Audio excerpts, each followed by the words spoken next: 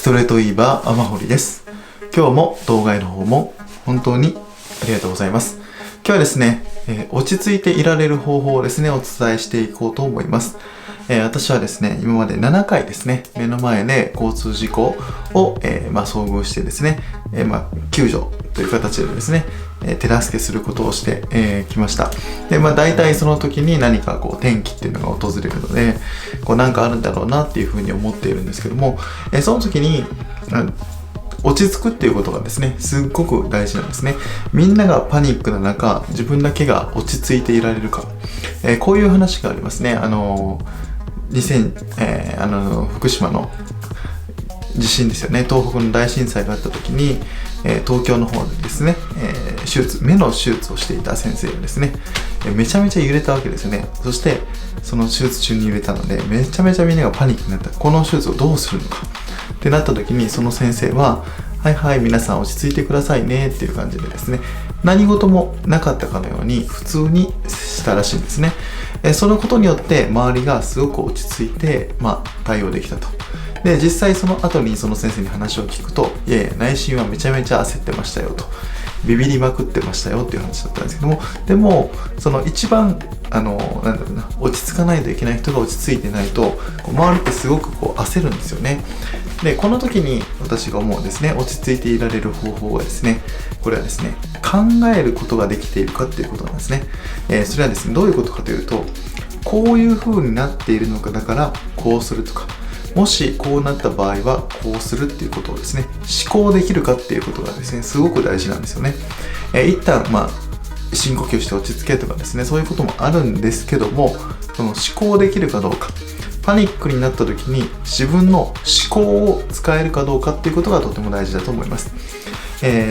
よくね、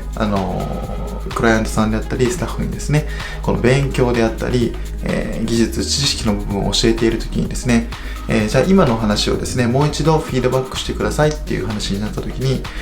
全然違う答えであったり、伝えたことの、1割の部分であったり、もしくはですね、全然、曲がった形で伝わってきたりですね、することがあるんですね。これに対して私が思うのはですね、この人は話を聞いていないんだとか、そういうことではなくて、理解ができていないんだっていうふうに思うんですね。理解、覚えようっていうことはですね、例えば、虫殺し大化の改新、645年大化の改新っていう覚え方をすると、じゃあ大化の改新って何なのか、どういうことできっかけでそういうふうに起こったのか、またそのことによって何が起こったのかっていうことは全然ないわけですね。645年大化の改新っていうのだけ覚えているだけ。こういう覚え方をする人って、こういうふうに話をしたとしたらですね、じゃあもう一度言ってくださいって言うと、私の言った言葉を思い出そうとするんですね。ただ、もう一度、お話ししてくださいっていうふうになった時に、しっかりと、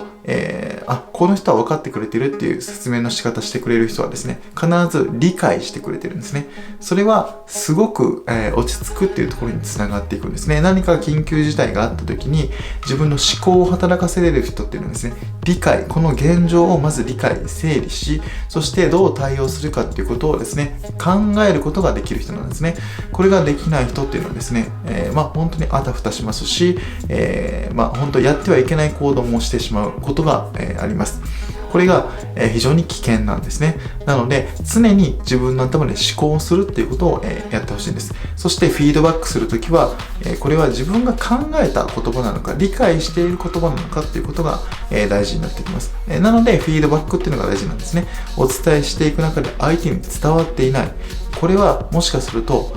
自分が理解していないから伝わっていないんじゃないかなと。だから説明しても相手にわからない。それは覚えていることを伝えているだけであって、理解しているわけではないということ。そこまで理解するっていうことは大事なんですね。例えば、営業マンであれば、これは納得してもらうっていうことなんですね。説得するのではなくて、納得するんですね。なるほど、そういうことなんですね。そういう理由なんですね。そこまで落とし込めるかっていうことがとっても大事になります。また相手の力量っていうのもありますね。理解力っていうのは本当に人それぞれ、違います。例えば、私今これ何をしたらいいんですかって聞く前に、何ができるかな、過去の、状況、過去の、ことを振り返ってですね、こういう時はこういうことをしていたな、もしくはあの人はこういう行動をしていたなっていうことが、思い出せる人はですね、自分からこれをしようとか、こういうことをやってみようっていうふうに行動できるんですけども、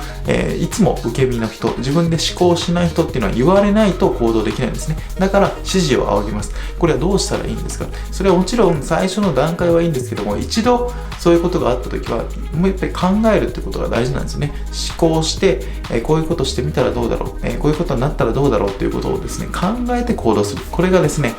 とても大事になってきます。なぜこの話をしようかと思ったかというとですね、私最近戦争の本をですね、たくさん読んでですね、おそらく自分の、新しいまた起点が来ている時に、どういう風な道筋が大事なのかな、自分の心の中の揺さぶられるもの、なんだろうな、大事にしているものって何なんだろうなっていう風になった時に、そういう昔の人のですね、壮絶な話であったり、人間として本質的な部分っていうのをですね、そういうことかっていうことを理解するために読んでるんだと思うんですけども、その中でやっぱり出てくるのはですね、パニックにならない、自分はどうやったら、自分の信念を貫くのか。例えばですね、戦争に行ってもですね、2つパターンがあるんですね。国のために亡くなる、家族のために死ぬっていう覚悟の人と、家族のために生き残る、国のために自分は生き残るっていうこの2つのパターンがあるとしたら、自分の信念を貫くためにはどうしたらいいのかってことですね。特攻飛行機に乗ってですね、行くとしても、自分は国のために死ぬんだって言ったら、いかに相手の艦隊にですね、どうやったらぶつけられるかっていうことを考えるわけですね。でも、自分は生きて帰るんだって思ったら、いかに特攻隊に志願せずに、いかに、前線に出ずに生き残れるかっていうことを考えるっていうことですね。これ全く信念によって行動が変わってくるんですね。なのでこの思考する、自分は何をしたいのか、どういう思いを持っているのかっていうことに対して思考するっていうことがすごく大事になってきます。これを何も考えずにやっている人っていうのは本当に影響力をめちゃめちゃ受けてます。この前こういう CM していました。流行ってました。それに乗っかります。そしてそれを買います。そして満足します。でもじゃああなたは本当はやりたいこと何なのってなったらですね、答えられないんですね。そういう人がたくさんいます。本当に踊らされている人たくさんいます。じゃああなたの本当にしたいことは何なの？心の底からして、やりたいことは何なのってなった時に答えられないんですね。こんな悲しいことないですよね。またですね、次回の動画でお話ししますけども、一番大切なことを大事にできない人はですね、あなたはですね、他の人も大事にすることはできないんですよね。他の人の思いも大事にすることはできないんですね。自分勝手になっていくんですね。なので思考する、そして、落ち着いていくっていうことがですね、とっても、私は大事だと思うのでこの話をさせていただきました。もしですね、この動画が良ければグッドマークを、また続きが見たいなと思ってくださったらチャンネル登録をよろしくお願いします。それでは次回また明日、バイバイ。結局あなたはやるべきことがもう分かっていると思います。勇気がちょっとだけ足りてないだけ。この動画を見て一歩を踏み出すきっかけになっていただければ幸いです。最後までご視聴いただき本当にありがとうございます。